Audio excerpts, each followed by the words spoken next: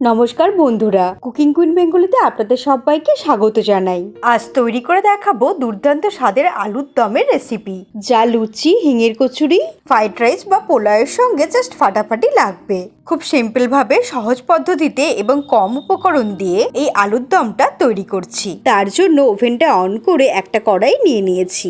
এর মধ্যে নিয়ে নিলাম 2 টিস্পুনের মতো সর্ষের তেল। তেল গরম হয়ে গেলে ফোড়ন দিয়ে দিলাম অল্প পরিমাণে গোটা জিরে। জিরেটাকে তেলের মধ্যে 10 সেকেন্ড ফ্রাই করে নেব। তারপর এর মধ্যে দিয়ে দিচ্ছি সেদ্ধ করে নেওয়া আলু। 5টা মিডিয়াম সাইজের আলু টুকরো করে কেটে নিয়ে প্রায় 60%-এর মতো সেদ্ধ করে নিয়েছি। আমি একদম অল্প তেল মশলা দিয়ে এই রান্নাটা করছি। সবসময় অনেক পরিমাণে মশলা দিয়ে এই রান্নাটা ভালো হয় তা কিন্তু নয়। অনেক সময় অল্প তেল মশলাতেও রান্নাটা অত্যন্ত সুস্বাদু হয়। গ্যাসের ফ্লেমটাকে মিডিয়ামে রেখে 2 থেকে 3 মিনিট সময় নিয়ে আলুর টুকরোগুলোকে ভেজে নিচ্ছি।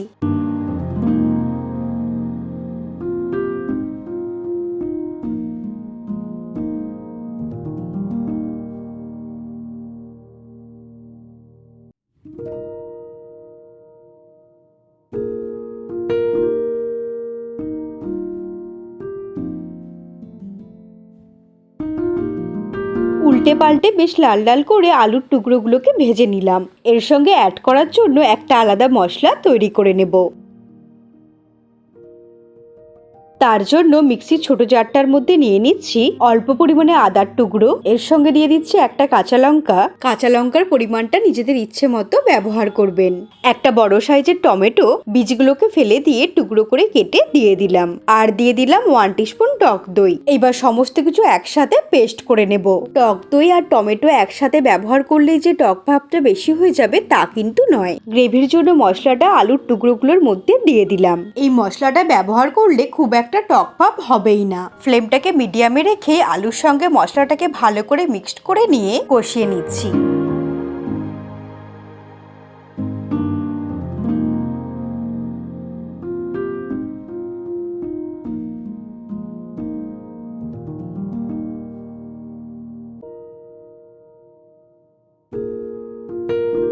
মশলাটাকে খুব ভালো করে মিশিয়ে নিয়ে একটু কষিয়ে নিলাম।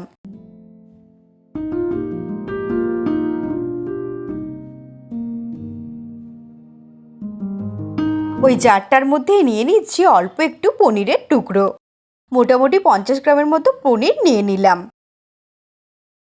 এর সঙ্গে অল্প একটু জল অ্যাড করে একদম মসৃণ করে বেটে নেব। আলুর দমের মধ্যে কোনো রকম চালমগজ বাটা বা কাজু বাদাম বাটা কিন্তু ব্যবহার করব না।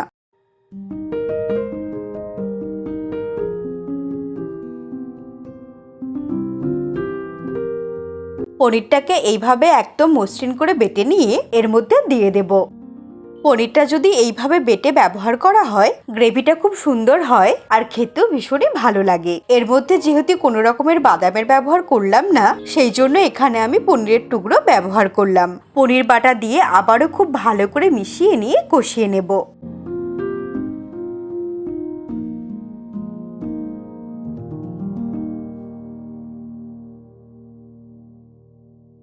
এইভাবে খুব ভালো করে মিক্সড করতে করতে কষিয়ে নিতে হবে।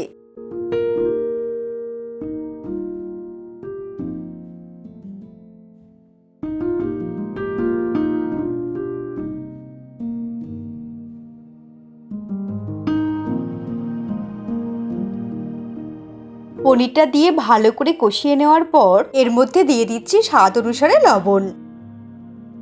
আর দিয়ে দেব স্বাদ মতো চিনি। লবণ আর চিনিটা কিন্তু নিজেদের স্বাদ অনুসারে ব্যবহার করতে হবে। লবণ আর চিনিটা দেওয়ার পর ভালো করে মিশিয়ে নিয়ে আরো 2 মিনিট কষিয়ে নেব। ফ্লেমটাকে কিন্তু মিডিয়ামেই রেখেছি।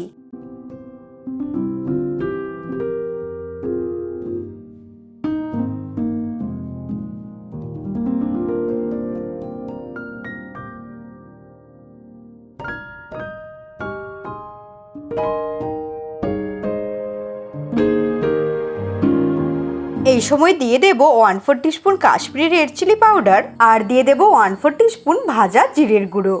লঙ্কার গুঁড়ো আর জিরের গুঁড়োটা দিয়ে আবারও খুব ভালো করে মিক্সড করে নেব। গ্রেভিটা যখন বেশ একটু ঘন হয়ে আসবে, তখন মিক্সির জারের মধ্যে অল্প একটু জল নিয়ে এর মধ্যে দিয়ে দেব।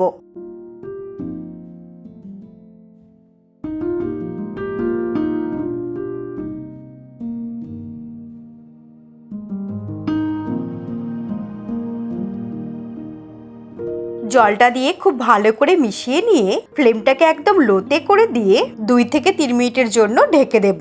3 মিনিট হয়ে গেছে, আমাদের আলুর দম কিন্তু একদম রেডি। এর মধ্যে কোনো রকম হলুদের গুঁড়ো বা ধনের গুঁড়ো ব্যবহার করছি না। সবশেষে ছড়িয়ে দেব সামান্য পরিমাণে গরম মশলার গুঁড়ো আর দিচ্ছি খুব সামান্য পরিমাণে একটু কাসুরি মেথি। সবকিছুকে খুব ভালোভাবে মিশিয়ে নিলেই সম্পূর্ণ নিরামিষ আলুর দম কিন্তু একদম তৈরি। এই সহজ পদ্ধতিতে আলুর দমের রেসিপি আশা করি আপনাদের ভালো লাগলে এইরকম ভাবে অবশ্যই আপনারা বানিয়ে নিতে পারেন। তৈরি হয়ে গেল খুব সহজে সেরা স্বাদের আলুর দম রেসিপি। এখন ওভেনটাকে অফ করে দেব। এই আলুর দম দেখতে যতটা লোভনীয় লাগছে, খেতেও তেমনই দুর্দান্ত লাগবে। আপনারা লুচি, হিঙের কচুরি, ফ্রাইড রাইস বা পোলাওয়ের সঙ্গে সার্ভ করতে পারেন। আজকের রেসিপি আপনাদের কেমন লাগলো অবশ্যই কমেন্ট করে জানাবেন। ভালো লাগলে একটা লাইক আর শেয়ার করবেন। এইরকম সহজ আর নতুনত্ব রেসিপির আপডেট পাওয়ার জন্য কুকিং কুইন বেঙ্গলি সাবস্ক্রাইব করে নিন। ভালো থাকবেন আর সুস্থ থাকবেন।